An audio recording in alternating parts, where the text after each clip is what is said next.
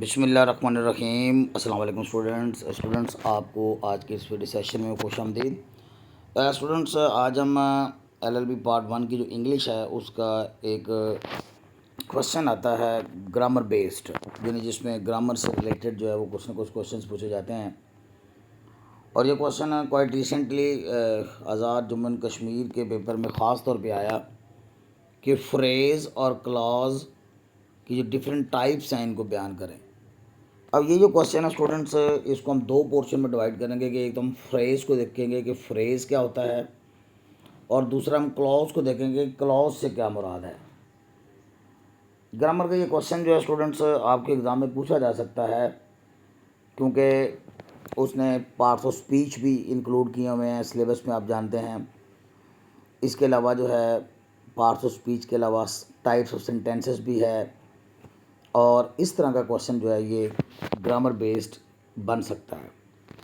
अब चूँकि ये पार्ट्स ऑफ स्पीच में से ही है, तो वहाँ पे तो यानी आज़ाद जम्मू एंड कश्मीर के अंदर ये सवाल ये इस तरह थ्योरेटिकली यानी आया, लेकिन पीयू में ये क्वेश्चन जो है इस हिसाब से पूछा गया कि उसने आपको आर्टिकल्स दिए, या उनको आपने आर्टिकल्स को आपने गिवन ब्लैंक्स के अंदर फिल करना होता है। और जबकि इस तरह का क्वेश्चन भी आया हुआ है कि आपको जो पार्ट्स ऑफ स्पीच है वो हर सेंटेंस के अंदर अंडरलाइन करके देता है, और आपको वो ये चेक करता है कि आप हर पार्ट्स ऑफ स्पीच का नाम लिखें कि कौन सा वर्ड अंडरलाइन किया गया किस पार्ट्स ऑफ स्पीच से बिलोंग करता है।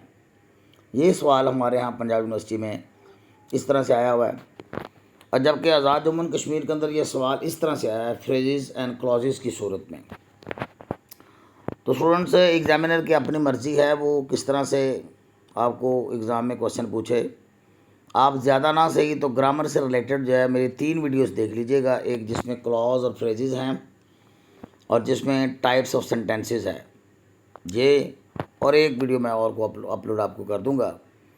तो यूँ जो है आपका क्वेश्चन जो है ये 10 मार्क्स का सेफ्टी की तरफ चला जाएगा, महफूज चला जाएगा। डेफिनेशन की बात करते हैं स्टूडेंट्स, तो आसान सा लेक्चर है, सिंपल बातें हैं, वैसे आपको पता भी होनी चाहिए। आप एलएलबी के स्टूडेंट्स हैं, आगे आप जुडिशरी में जा सकते हैं, आपको अंग्रेज़ी कल को सीखनी पड़ेगी, अभी भी आप लोग सीख रहे हैं, तो ये कोई इतनी मुश्किल चीज़ें नहीं हैं कि इसके ऊपर आप परेशानी का इजहार करें। थोड़ी सी आपकी तवज्जो की ज़रूरत होती है और ये चीज़ें आपको आ जाएंगी। फ्रेज़ और क्लॉज को हम देखते हैं। देखें डेफिनेशन ऑफ फ्रेज़ हम करते हैं कि इससे पहले मैं आपको बताऊं कि सेंटेंस क्या होता है। सेंटेंस पहले आप देख लें ज़रा, आप बचपन से ये डेफिनेशन पढ़ते हैं, क्या group of words which makes a complete sense is called a sentence. मैंने क्या बोला? अ ग्रुप ऑफ वर्ड्स, अल्फाज के कैसा group which makes a complete sense, जिससे पूरी किसी आइडिया की समझ आ जाए, पूरी सेंस क्लियर हो जाए कि क्या बताई जा रही है बात, इज कॉल्ड अ सेंटेंस, वो सेंटेंस कहलाता है। मैंने लफ्ज़ इस्तेमाल किया which makes a complete sense. Sentence और फ्रेज में बेसिक फ़र्क यही है कि सेंटेंस कंप्लीट सेंस देता है और एक फ्रेज जो है वो सेंस तो देता है बट नॉट कंप्लीट, लेकिन कंप्लीट सेंस नहीं देता। जैसे मैंने डेफिनेशन भी लिखी है कि a phrase is a group of words, एक फ्रेज अल्फाज के एक ऐसा ग्रुप होता है दैट मेक सेंस, जो सेंस तो देता है but does not express A complete thought, लेकिन एक मुकम्मल थॉट नहीं देता।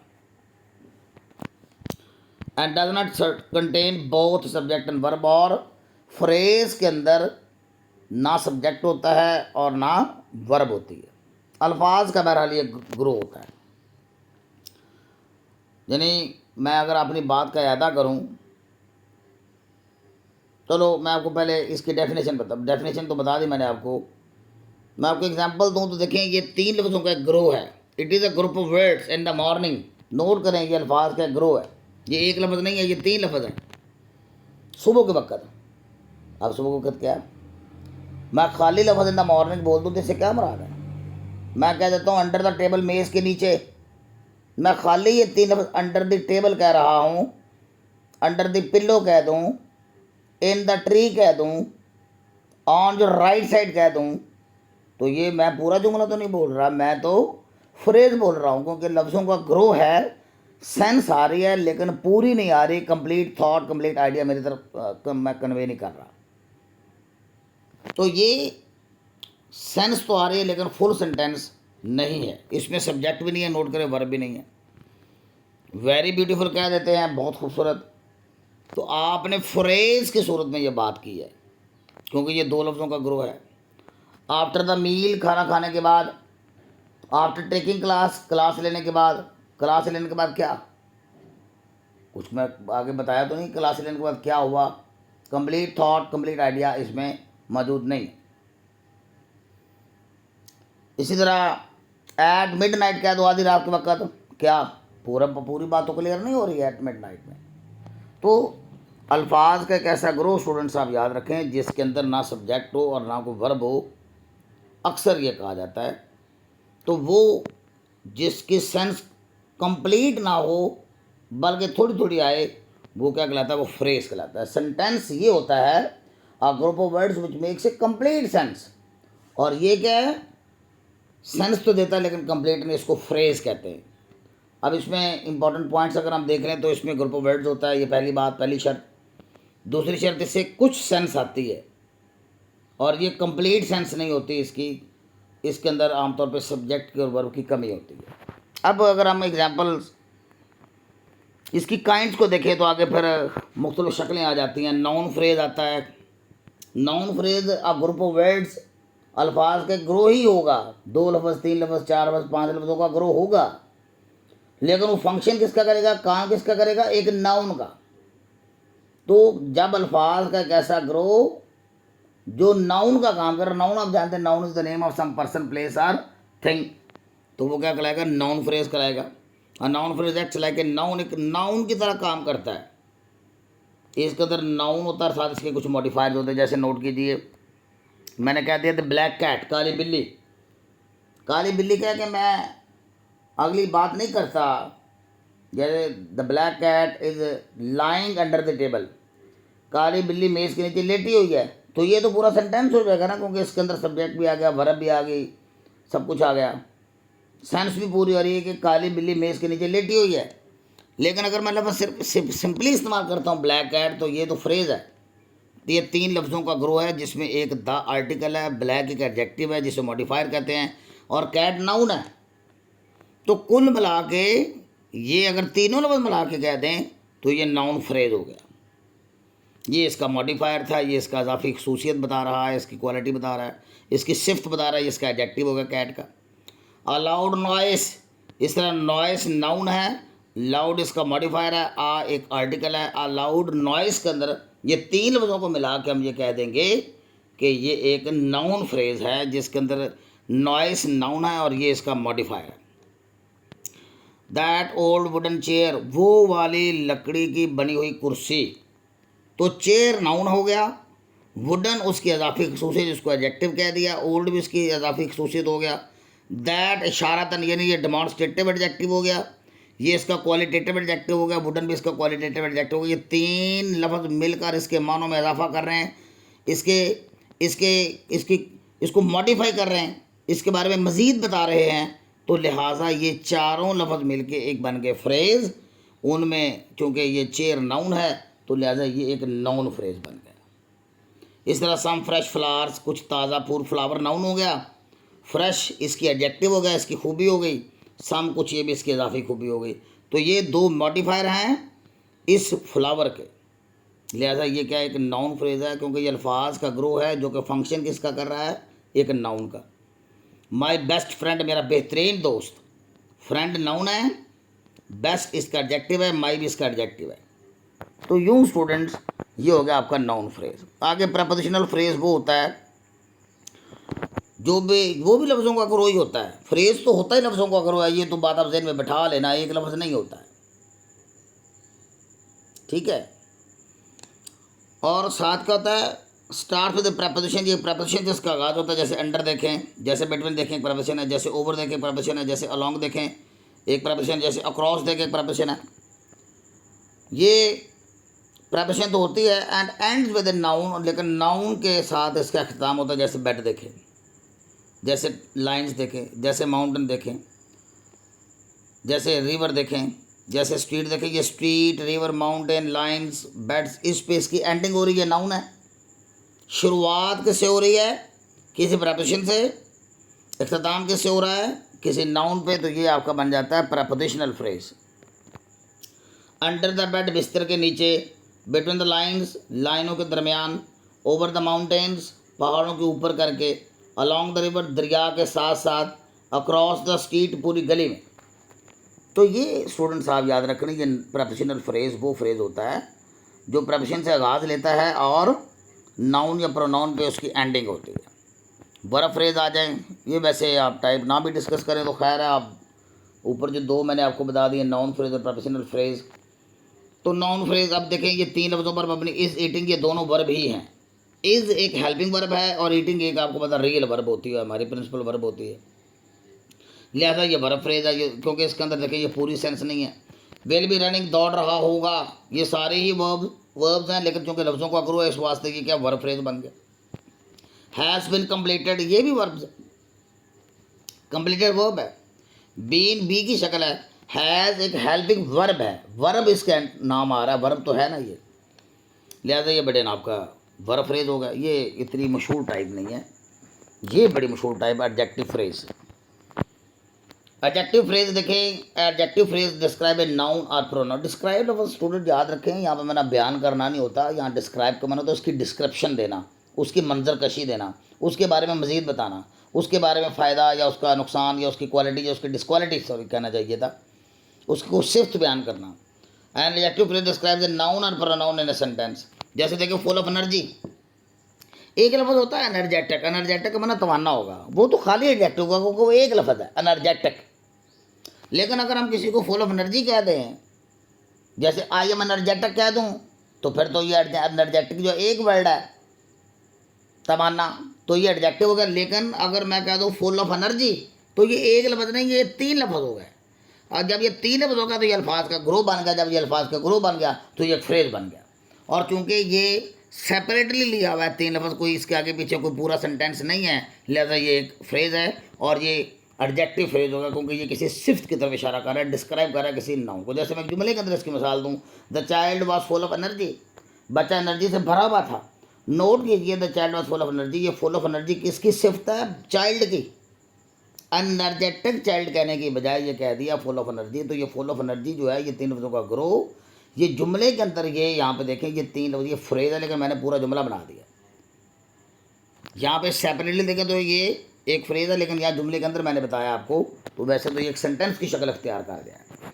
इस तरह कवर्ड विद स्नो, ये आपको एक मिसाल दी, बर्फ़ से ढका हुआ, ये एक फ्रेज है। स्नोई जिसे हम कहेंगे, तो स्नोई कहने की बजाय कवर्ड विद स्नो कह दिया। The mountain were covered with snow, तो ये देखें ये कवर्ड विद स्नो क्या होगा, यहाँ पे एक एडजेक्टिव फ्रेज होगा क्योंकि ये पहाड़ की सिफ्त बयान कर रहा है, इस पहाड़ के बारे में मजीद बता रहा है, पहाड़ की डिस्क्रिप्शन दे रहा है। इस तरह she looked angry with her sister, तो वो अपने सिस्टर पर तपी हुई थी, तो ये she looked angry with her sister, तो ये एंग्री शी के लिए यूज़ हो रहा है, ये शी की तरफ इशारा कर रहा है। तो एंग्री विद हर सिस्टर जो है ये आपका एडवर्ब एडजेक्टिव फ्रेज हो जाएगा क्योंकि ये उसके मानों में इजाफा कर रहा है किसके, किसी नाउन या प्रोनाउन के। यहाँ पे माउंटेन नाउन के मानों में इजाफा हो रहा था, यहाँ चाइल्ड नाउन के मानों में इजाफा हो रहा था, लेकिन यहाँ पे प्रोनाउन के मानों में इजाफा हो रहा है, उसके बारे में मज़ीद बता रहा है। स्टूडेंट्स आपको मैंने 5-5 एग्जाम्पल दिए हैं, लेकिन आपने 5-5 एग्जाम्पल नहीं लिखे वहाँ पे पेपर में, आप एक एक 2-2 एग्जाम्पल लिखें। 10 नंबर का सवाल है तो उसके वेट के मुताबिक आपने काम करना है। इस तरह देखें, he was proud of his work, अपने काम पे नाजा था, प्राउड ऑफ हिज वर्क ये एडजेक्टिव फ्रेज है। इस तरह इंटरेस्टेड इन आर्ट, ये तीन लफ्ज़ों पर मुबनी लफ्ज़ है।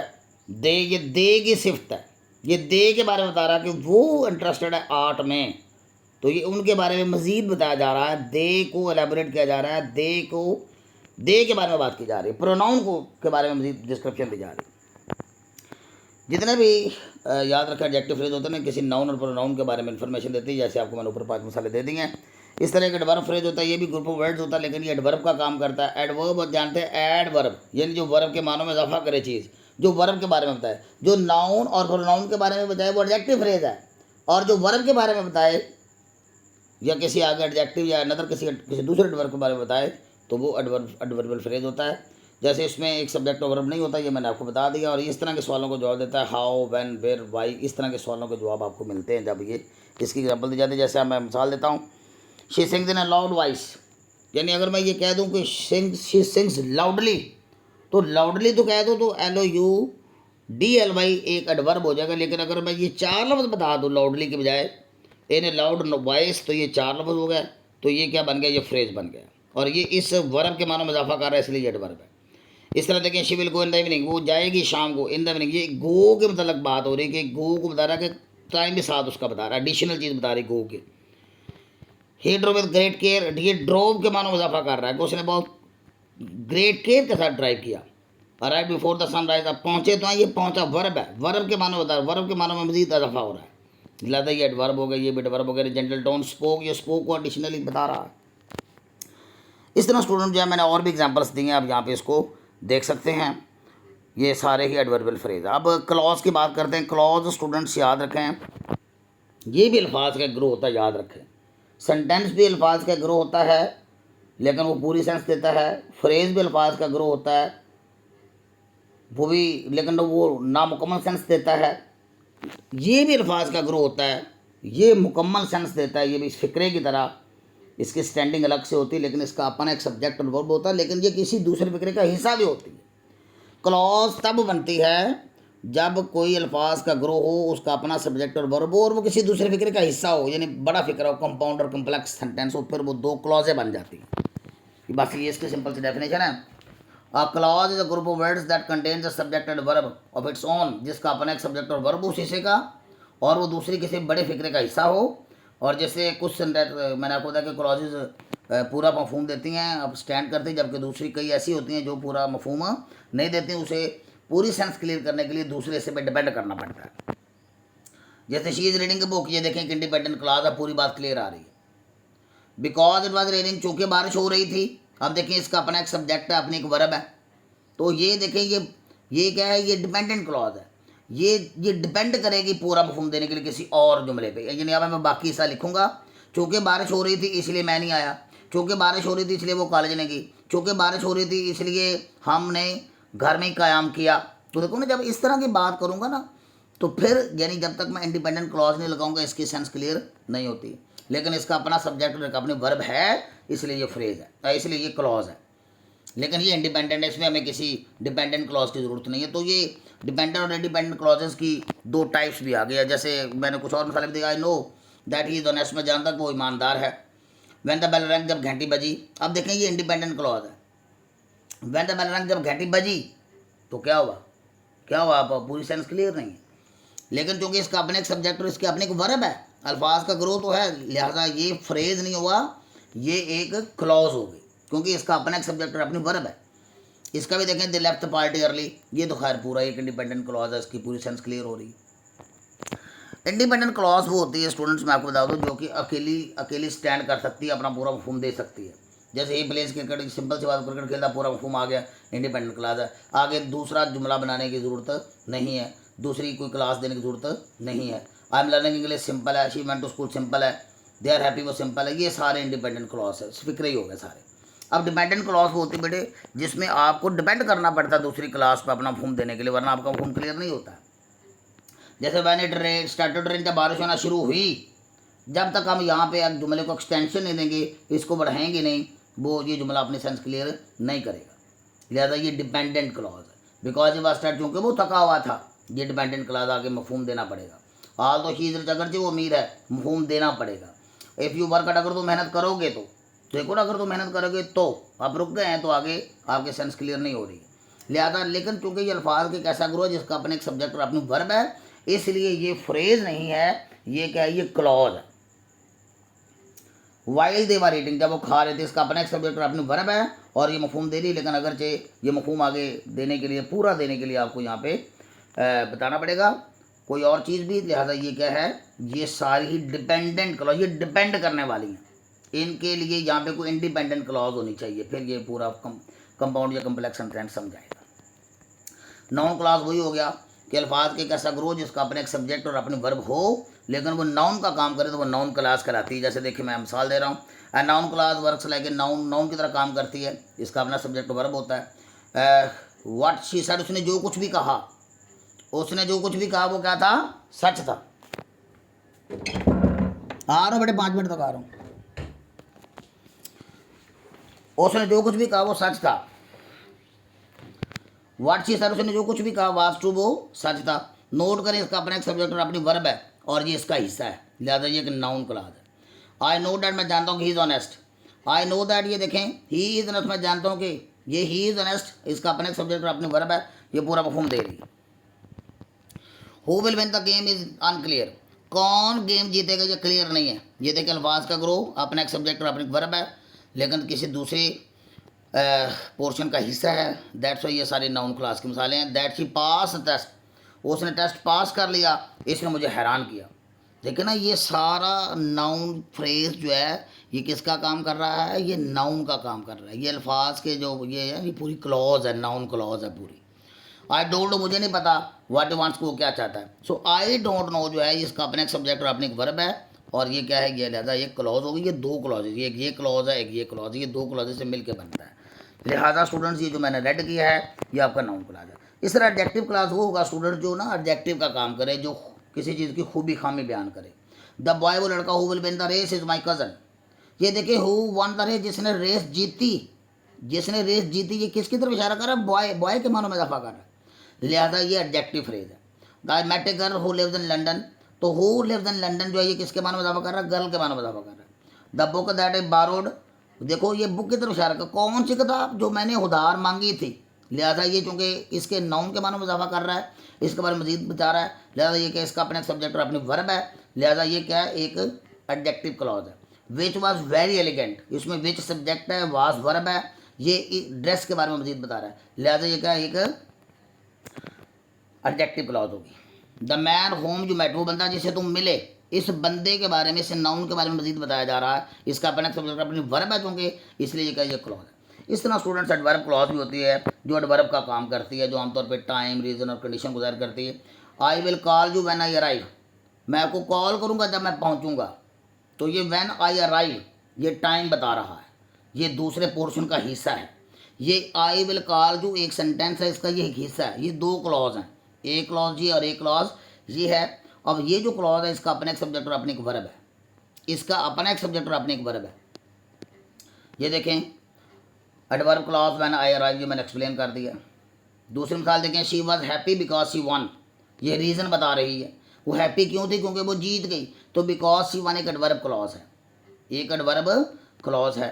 इस तरह देखें, he run fast as a fever a cheetah, वो ऐसे चलता है जैसे वो दौड़ता है जैसे वो चीता हो, एज ए फीवर ए चीता, जैसे वो चीता हो, ये एक एडवर्ब क्लॉज है क्योंकि ये इसका अपना एक सब्जेक्ट है और इसकी अपनी एक वर्ब है, और ये क्या है, सिमिलरिटी को जाहिर कर रहा है। तो आप ये नोट कर लीजिए स्टूडेंट्स के, जो चीज़ किसी रीज़न को जाहिर करे, टाइम को जाहिर करे, कंडीशन को जाहिर करे, हालत को जाहिर करे, वो ये चीज़ कहलाती है।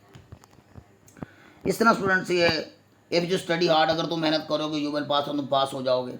तो देखिए इसका अपना एक सब्जेक्ट और अपने एक वर्ब, इसका अपने एक सब्जेक्ट और इसके अपने एक वर्ब, तो ये कंडीशन को जाहिर कर रहा है, लिहाजा ये क्या एडवर्ब क्लॉज है। तो ये स्टूडेंट्स क्लॉज की क्या हो गई, ये किस्में होगी। बस सिंपल आप ध्यान में रखेंगे, अल्फाज के कैसा करो जो पूरी सेंस दे जुमला, अल्फाज के कैसा करो जो पूरी सेंस ना दे, थोड़ी सेंस दे फ्रेज, अल्फाज के कैसा ग्रो जिसका अपना एक सब्जेक्ट और अपने एक वर्ब हो और वो किसी बड़े फिक्र का हिस्सा हो, वो क्या कहलाती है, वो क्लॉज कहलाती है। मिलता है नेक्स्ट वीडियो में स्टूडेंट्स, टिल नेक्स्ट वीडियो, अल्लाह हाफिज़।